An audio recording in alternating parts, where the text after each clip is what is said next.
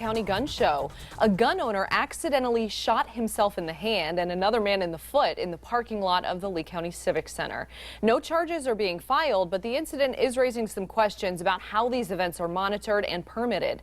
4 in Your Corner's Jillian Idle trying to get those questions answered. Tonight she joins me live in the newsroom with more. Jillian?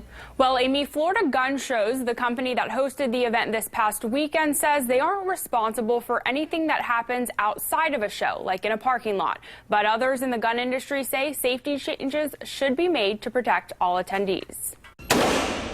Fowler Firearms and Gun Range in Fort Myers typically knows when a traveling gun show is in town. Perfect shot. To be a little bit more professional in the business, we have our own location. So there's no reason for us to go to a different location to shoot, especially when most of them come after the gun show to here anyways. While the store manager believes anyone who sells a firearm should have an FFL or federal firearms license and storefront, they also understand the draw to attending a show like the one held at Lee Civic Center over the weekend. There's just a lot of firearms there, so there's generally more to look at. More to look at, but fewer regulations, like not having to be a licensed dealer to sell a gun. Fowler Firearms says, unfortunately, this can sometimes lead to carelessness, like improperly handling a firearm. If at any time you neglect any of the firearm safety rules, anything can happen.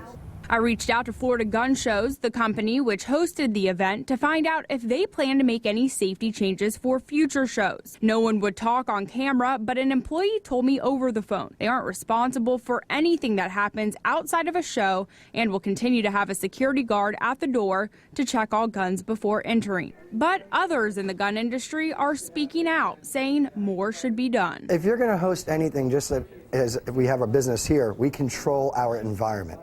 We control our parking lot. They need to do the same.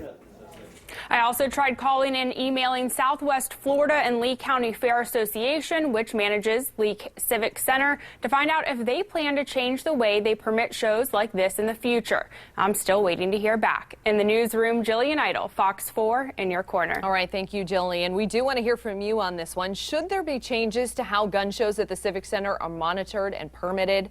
Was this simply a freak accident? Let us know what you think about it all. 206 Fox 4, or you can always email